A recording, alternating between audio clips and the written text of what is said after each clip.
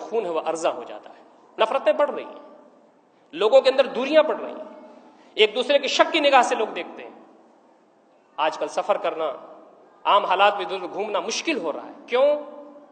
وہ لوگ جو اس دیش کے اندر مدتوں سے بڑی منصوبہ بند کوششیں کر کے یہاں تک پہنچے ہیں اور نفرتوں کی سیاست جو کر رہے ہیں, اس دیش کو کہاں لے جائیں گے؟ ہندو پریشان ہیں, سیکولر ذہن رکھنے والے جو غیر مسلم ہیں وہ پریشان ہیں. کیا علاج ہے اس کا؟ قرآن مجید تو رہتی دنیا تک کے مسائل حل کرنے کا اپنے اندر سبق رکھتا ہے, اس کا ضامن ہے. ہم مسلمان ہیں, نبی اکرم صلی اللہ علیہ وسلم کی امتی ہیں, ہماری ذمہ داری یہ بنتی ہے کہ ان نفرتوں کے ماحول میں ہم کیا کریں. نبی اکرم صلی اللہ علیہ وسلم کا جو ماحول تھا وہ کیسا تھا, اس سے ہم کو رہنمائی ملتی. ہم کو غیر مسلم بھائیوں سے روابط بڑھانے چاہیے.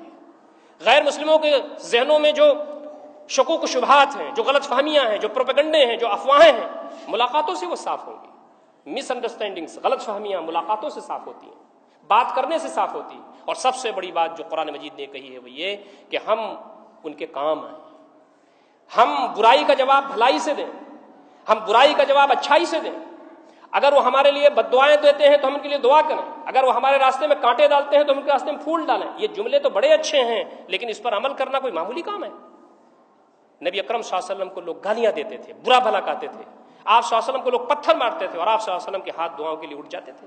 یہ کوئی آسان کام نہیں ہے, یہ مشکل ترین کام ہے اس زمین پر, لیکن یہی وہ کام ہے جو اس دیش کو بچائے گا, اور یہی وہ کام ہے جو ہمیں جنت میں لے جائے گا.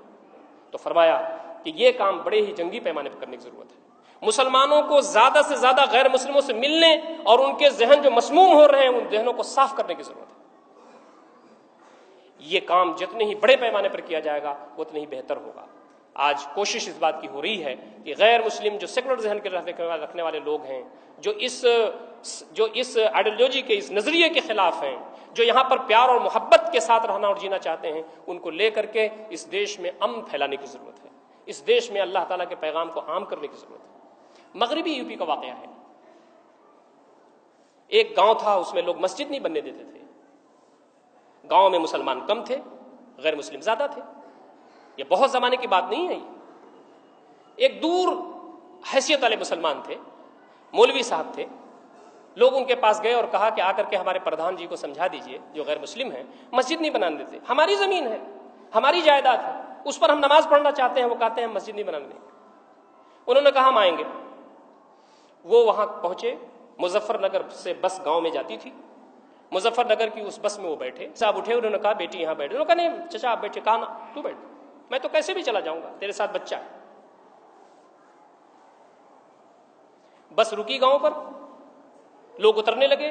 آپ کو معلوم ہے پورے بس میں اسی گاؤں کے لوگ تھے, باہر کے لوگ نہیں تھے. لڑکی نے کہا کہ مولوی صاحب ہمارے گھر چلیے. کہا کیوں؟ کہا نا آپ پہلے میرے گھر چلیے, چائے پیجیے, پھر آپ کو جہاں جانا جائیے.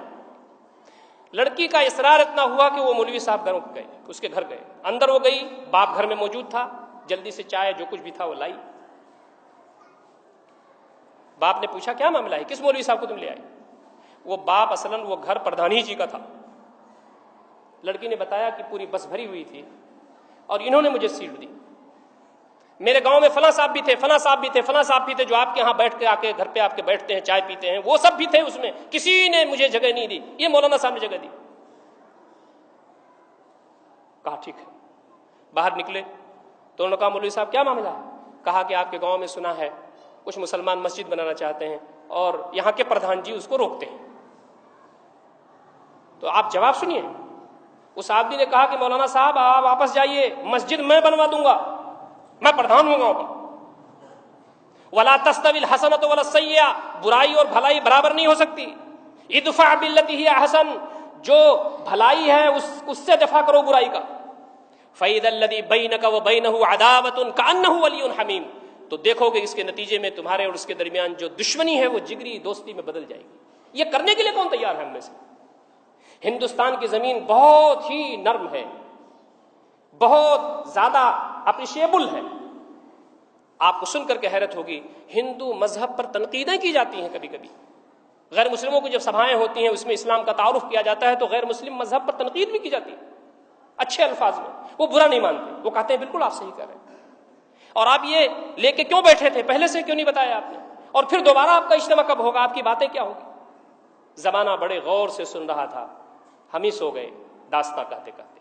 آج نہیں ہم اٹھیں گے, آج لوگوں کو ہم تیار نہیں کریں گے تو یہ نفرت بڑھتی جائے گی, اور نفرت ہمارے گھروں کے اندر